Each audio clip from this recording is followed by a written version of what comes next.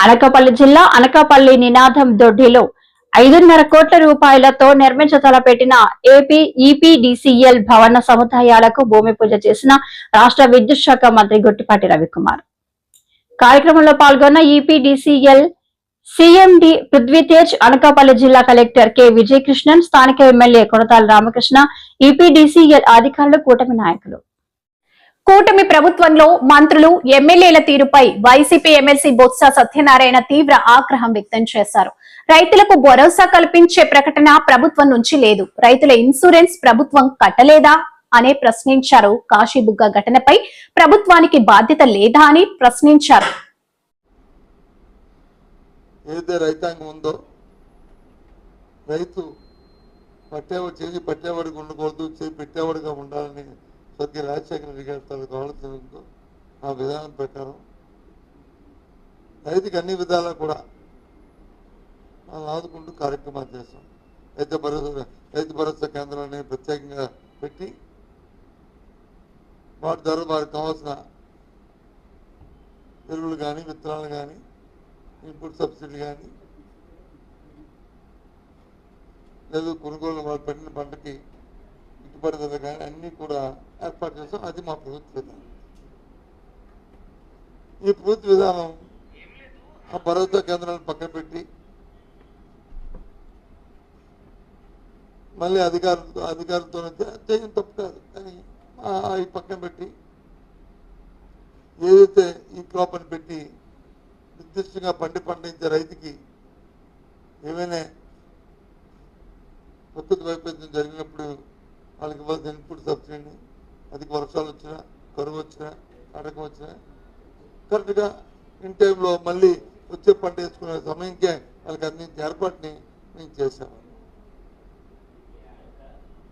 ఇప్పుడు విధానం ఏం చేశారంటే కాదు పూర్వ విధానంలాగా రైతు కట్టే ఇన్సూరెన్స్ని వాళ్ళే కట్టుకోవాలి, రైతే కట్టుకోవాలి, కట్టుకుంటేనే రైతు దానికి అర్హుడు అనేది అది తీసుకొచ్చారు. అది అభివృద్ధి విధానం. కట్టకపోతే పోనీ రైతులు వచ్చి మోటివేట్ చేసి దాని వల్ల నష్టపోతారని చెప్పి చేయించే పరిస్థితి ఉంటే పర్వాలే. సుమారు 100% మంది రైతులు ఉంటే 99% మంది కడితే ఒకడో ఇద్దరు మిగిలిపోతే మిగిలిపోవచ్చు, తప్పు కాదు. కానీ అది లేదు. అధిక వర్షాలు వచ్చాయి, తుఫాన్ వచ్చింది, రైతులు వచ్చి పంట నష్టపోయారు. ఒక జిల్లా కాదు, 2 జిల్లాలు కాదు, రాష్ట్రంలో ఉన్న అన్ని జిల్లాల్లో సుమారు 23-24 జిల్లాలకు వచ్చి దీని ఎఫెక్ట్ పడింది. దీనివల్ల రైతులు నష్టపోయారు. ఒక పంట కాదు, ఏదో వరి ఒకటే కాదు, వరి పండించిన రైతులు నష్టపోయారు, పత్తి పండించిన రైతులు నష్టపోయారు, ఆర్టికల్ చేసిన మామిడి తోటలు. ఫ్యాక్షన్ అనే పదమే లేకుండా రాయలసీమలో పరుగులు పెడుతున్న అభివృద్ధి అని మాజీ కాల్వ శ్రీనివాసులు అన్నారు. ఈ మేరకు ఆయన మీడియాతో మాట్లాడారు. చంద్రబాబు నాయుడు గారి ప్రభుత్వం శక్తివంతమైన చర్యలు తీసుకుంటా ఉంది. దీని ఫలితంగానే రాయలసీమ ఉజ్వల భవిష్యత్తు దిశగా తన ప్రస్థానాన్ని మొదలుపెట్టింది. 2014-19 మధ్యకాలంలో రాయలసీమ భవిష్యత్తుకు బలమైన పునాదులు పడ్డాయి. రాయలసీమ శతాబ్దాల కాలంగా కరువు కోరల్లో చిక్కి శల్యమైపోయిన కారణంగా ఈ సీమకు భవిష్యత్తు ఉంటుందో లేదో అనే ఆందోళన, ఆవేదన అన్ని వర్గాల్లోనూ కొనసాగుతూ వచ్చింది. అయితే 14-19 మధ్యకాలంలో రాయలసీమ ప్రాజెక్టుల పట్ల ప్రత్యేకమైన శ్రద్ధ కనపరిచిన చంద్రబాబు నాయుడు గారు దాదాపు 12,000 కోట్ల రూపాయలకు పైగా రాయలసీమ ప్రాజెక్టుల కోసం ఖర్చు చేశారు. దాంట్లో ప్రధానంగా ఎన్టీ రామారావు గారి కలల రూపాలైన హంద్రీనివా సుజల స్రవంతి కానీ, గాలేరు నగరి సుజల స్రవంతికి కానీ సింహభాగం నిధులిచ్చి వాటి పనులను పరిగెత్తించారు. కాలువల మీదే సమీక్షలు చేసి, తనిఖీలు చేసి, నిరంతరము పర్యవేక్షణ చేసి రాయలసీమ ఇరిగేషన్ ప్రాజెక్టులకు కొత్త జవసత్వాలు ఇచ్చిన నాయకుడు చంద్రబాబు నాయుడు గారు. నీళ్ళిస్తే పరిశ్రమ పెడతామని కియా యాజమాన్యం షరతు పెడితే ఏడాది తిరగకుండానే గొల్లపల్లి రిజర్వాయర్ను నిర్మించి వాళ్లకు ఒక భరోసా ఇచ్చి 13,000 కోట్ల రూపాయల పెట్టుబడులతో కియా పరిశ్రమ పెనుగొండ ప్రాంతంలో ఏర్పాటు కావడానికి కృషి చేసిన నాయకుడు చంద్రబాబు నాయుడు గారు. కియా రాకతో అనంతపురమే కాదు, రాయలసీమ పారిశ్రామిక ముఖ చిత్రమే మారిపోయిందనడంలో ఎలాంటి సందేహము లేదు. తర్వాత 1924 మధ్యకాలంలో రాయలసీమ భవిష్యత్తు మళ్ళా అంధకార బంధురంగా మారింది. జగన్మోహన్ రెడ్డి రాయలసీమ పేరు చెప్పి రాయలసీమ బిడ్డనని నమ్మించి ఓట్లేయించుకొని రాయలసీమ భవిష్యత్తును సర్వనాశనం చేశాడు. రాయలసీమ ఇరిగేషన్ ప్రాజెక్టులను అత్యంత వివాదాస్పదంగా మార్చాడు. ఈ సందర్భంగా మీ అందరికీ నేను ఒకటి గుర్తు చేయదలుచుకున్నా.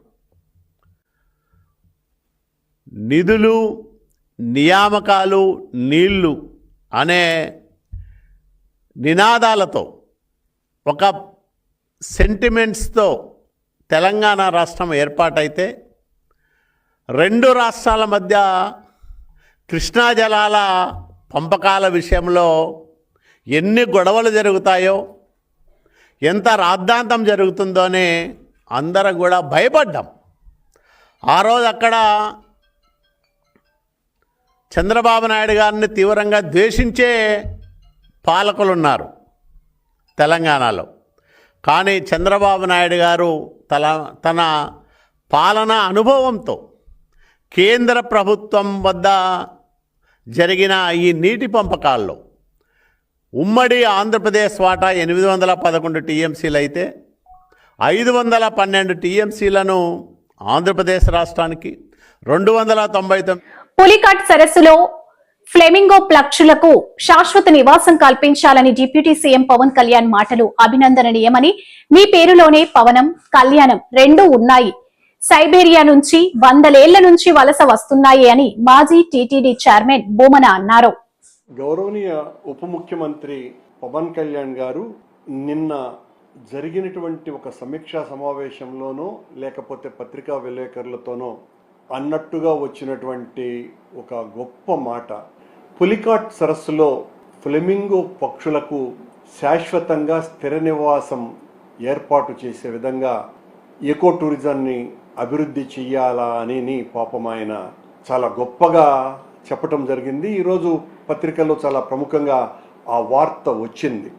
ఆయన పేరులోనే పవనము, కళ్యాణము రెండూ ఉన్నాయి. అంత గొప్ప పేరు, సార్థక నామధేయులు వారు.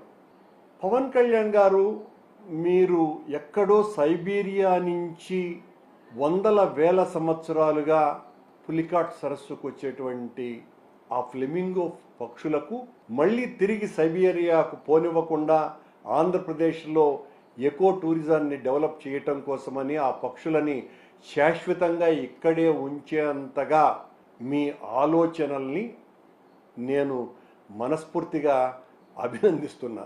ఈ సందర్భంగా మీకు నా ప్రత్యేకమైనటువంటి విన్నపం కూడా ఒకటి చేస్తున్నా. బంగాళాఖాతంలో సుదూర ప్రాంతాల నుంచి సరిగ్గా 100,000 మైళ్ళ దూరం ప్రయాణించి గోదావరి వరదలప్పుడు గోదావరిలోకి వచ్చేటువంటి పులస చేపని కూడా మీరు శాశ్వతంగా గోదావరిలోనే ఉండేటట్టుగా స్థిర నివాసం ఏర్పరచుకునేటట్టుగా చేయవలసిందిగా మిమ్మల్ని కోరుకుంటున్నా. తద్వారా పిఠాపురం నియోజకవర్గంలో ఉన్నటువంటి ప్రజలతో సహా ఆంధ్ర రాష్ట్రంలో అందరికీ కూడా పులస చేప దొరికే విధంగా వెసులుబాటు కల్పించవలసిందిగా కోరుతున్నాం. అలాగే ఏప్రిల్ మే నెలల్లో ఎండలు విపరీతంగా కానవచ్చేటువంటి పరిస్థితి మనకందరికీ కూడా తెలుసును. మీరు ఆ సమయాన శీతల వాయువులు పూర్తిగా మీ అధీనంలో ఉంచుకొని చల్లటి వాతావరణాన్ని కల్పించేటట్టుగా కూడా ప్రయత్నం చేయమని కూడా ఈ సందర్భంగా మిమ్మల్ని కోరుకుంటున్నాను. ఎందువల్లంటే మీరు వేల మైళ్ళ దూరం నుంచి వేల సంవత్సరాలుగా వస్తున్నటువంటి ఆ ఫ్లెమింగో పక్షులనే ఇక్కడ పెట్టేయాలా అనుకునేటువంటి స్థిర నివాసం ఏర్పరచాలా అన్నటువంటి మీ ఆలోచన యొక్క దార్శనికతను మెచ్చుకుంటూ ఇలాంటి పనులు కూడా మీరు చేయాలా అన్నటువంటి విషయాన్ని ఈ సందర్భంగా చెబుతూ, ఓ సనాతన ధర్మ పరిరక్షక, మీరింకా చాలా చేయాలి. ఎందువల్లంటే నేనే కాదు అందరూ కోరుకుంటున్నటువంటి విషయం, మీరు ఇంత గొప్పగా చెప్పిన తర్వాత ప్రమాదాలు జరగకుండా రోడ్లను, తొక్కిసలాటు జరగకుండా దేవాలయాలను, 24 గంటలు తాగినా తూలి రోడ్ల మీద పడి చనిపోకుండా తాగుబోతుల్ని, వీళ్ళందరి మోంతా తుఫానుతో నష్టపోయిన రైతుల్ని పరామర్శించడానికి వైఎస్ జగన్ కృష్ణా జిల్లాకు వెళ్లాగానే ఎల్లా మీడియాలో గగ్గోలు. జనం అంటేనే జగన్, జగన్ అంటేనే జనం, దీన్ని ఎవరూ మార్చలేరు. కారుమూరు వెంకటరెడ్డి. వెళ్తుంటే సపోజ్ జగన్మోహన్ రెడ్డి గారు వైఎస్ఆర్ కాంగ్రెస్ పార్టీకి సంబంధించినటువంటి కార్యకర్త కుటుంబాన్ని పరామర్శించడానికో, లేదంటే మామిడి రైతులను పరామర్శించడానికో, మిర్చి రైతులను, పొగాకు రైతులను, లేదంటే అరటి రైతులను, లేదంటే ఇంకేదైనా కార్యక్రమానికో, ఏదైనా పెళ్లికో, ఏదైనా అకేషన్స్కో, ఎక్కడన్నా ఏదైనా కార్యక్రమానికి వెళ్తుంటే ముందు 2 రోజుల ముందు నుంచి పత్రికలు, వాళ్ళకి సంబంధించినటువంటి ఎల్లో మీడియా, వాళ్ళకి సంబంధించినటువంటి ఒక శాటిలైట్ ఛానల్, ఒక 500కు పైగా యూట్యూబ్ ఛానల్స్, ఒక పెయిడ్ జర్నలిస్టులు, వీళ్ళందరూ విషం చిమ్ముతా ఉంటారు 2 రోజుల ముందు నుంచే. పర్యటన అయిపోయినా కూడా ఒక 2 రోజులు విషం చిమ్ముతానే ఉంటారు. సో నిన్న జగన్మోహన్ రెడ్డి గారు మోందా తుఫాను వల్ల నష్టపోయినటువంటి రైతుల్ని, ఆ నష్టపోయినటువంటి పంటను పరిశీలించడానికి క్షేత్రస్థాయి పర్యటనకి, నేరుగా క్షేత్రస్థాయి పర్యటనకి ఆయన ఆన్ రోడ్లో వెళ్ళి అక్కడ ఉన్నటువంటి రైతులను పరామర్శించడానికి కృష్ణా జిల్లా వెళ్తే, ఆ 2 దినపత్రికలు ముందు రోజు నుంచి ఏడ్పులు పెడబొబ్బలు, జగన్ గారు వెళ్ళిన తర్వాత కూడా, అంటే వెళ్ళొచ్చిన దాని మీద కూడా బుర్ర జల్లుతూ ఏ విధంగా గుక్కపట్టి ఏడ్చాయో ఒక్కసారి మీకు ఆంధ్రజ్యోతి రాధాకృష్ణ ఏడ్చినటువంటి విధానం, ఈనాడు కిరణ్ పొర్లుతూ ఏడ్చినటువంటి విధానం చూస్తే మీకు అర్థమైపోయింది. జగన్ గారు నిన్న వెళ్ళినటువంటి పర్యటనకు సంబంధించి ఆంధ్రజ్యోతి, జగన్ షో, జనం పాట్లు, రైతుల పరామర్శ పేరిట వైసీపీ బల ప్రదర్శన, టపాసుల మోత, సైలెన్సర్ తీసిన బైకుల రోద, మచిలీపట్నం విజయవాడ NH 65 పై అనుమతులు లేకుండా 70 కార్లతో భారీ రోడ్ షో, తీవ్ర ఇక్కట్లు పడ్డ ప్రయాణికులు, భారీగా డబ్బు ఖర్చు జన సమీకరణ, వాహనదారులు ఇబ్బంది పడ్డారు, పోలీసులపై పదే విరుచుకుపడ్డ వైసీపీ నాయకులు అని మాట్లాడారు కదా. ఇవన్నీ రాశారు కదా. నేను అడుగుతున్నా సూటిగా, షో అంటే ఏంటి? జగన్మోహన్ రెడ్డి గారు ఏది కారులో వెళ్ళి కారు మీదెక్కి కూర్చొని డాన్స్ చేస్తా వెళ్ళాల పవన్ కళ్యాణ్ లాగా, లేదంటే అదే లగ్గిన దాన్ని ఏమంటారు ఫ్యాంట్, ఆ ఫ్యాంట్ నిట్ట పైకి బాగా లోపల గట్టేసి ఫ్యాంట్ ఉందో లేదో తెలియకుండా షో చేసేటటువంటి కార్యక్రమానికి ఏమి వెళ్ళాల. ఏదో కెమెరా యాక్షన్ స్టార్ట్ అని చెప్పి 24 కిలోమీటర్ల ఆ రూట్లో మన పవన్ కళ్యాణ్ గారు వెళ్ళినప్పుడు 24 కిలోమీటర్ల ఆ రూట్లో ఎవరు వెళ్ళకూడదని చెప్పి నిబంధనలు విధించారు. అట్లేం జగన్మోహన్ రెడ్డి గారు అట్లా ఆంక్షలతో ఆయనేం విధించాల, మీరే ఇంకా ఆయనకు ఆంక్షలు విధించారు వెళ్ళకూడదని. అయినా కూడా ఆయన రైతుల కోసం వెళ్ళారు. షో అంటే ఏంటో తెలుసా? ఏదైతే నాసా కేంద్రంలో నాసా సైంటిస్టులు ఏదైతే వాళ్ళు ప్రయోగాలు చేసేటప్పుడు ఆయన్ని చూస్తూ ఉంటారు అక్కడ పెట్టుకొని, అలా ఇక్కడ నారా పరిశోధనా కేంద్రంలో ఈయన సైంటిస్ట్ నారా గారు దీన్ని ఇట్లా పట్టుకొని ఒక ఏది ల్యాప్టాప్నో ట్యాబ్నో tick tick tick tick tick, Montha మోకరిల్లింది, భారత వాతావరణ శాఖ ఏం చేయలేకపోయింది, మనం బాగా చేసాం, టిక్ టిక్ టిక్ టిక్ అయిపోయింది, మన ఎల్లో మీడియాకి ఇచ్చేసేయండి వార్తలు. మోందా మోకరిల్లింది, మోందా అని ఏదైతే ఒక మోకాలితో తన్నేశాడు చంద్రబాబు నాయుడు, డిష్యూమ్ డిష్యూమ్ డిష్యూమ్ డిష్యూమ్, తుఫాన్ డిష్యూమ్ ఆడిచ్చాడు చంద్రబాబు, ఇటు డిష్యూమ్ అన్నాడు, అటు డిష్యూమ్ అన్నాడు, ఇట్లాంటి వార్తలు రాస్తాయి కదా. అది కదా షో అంటే. జగన్మోహన్ రెడ్డి గారు వెళ్ళి అక్కడ పంటలను పరిశీలిస్తే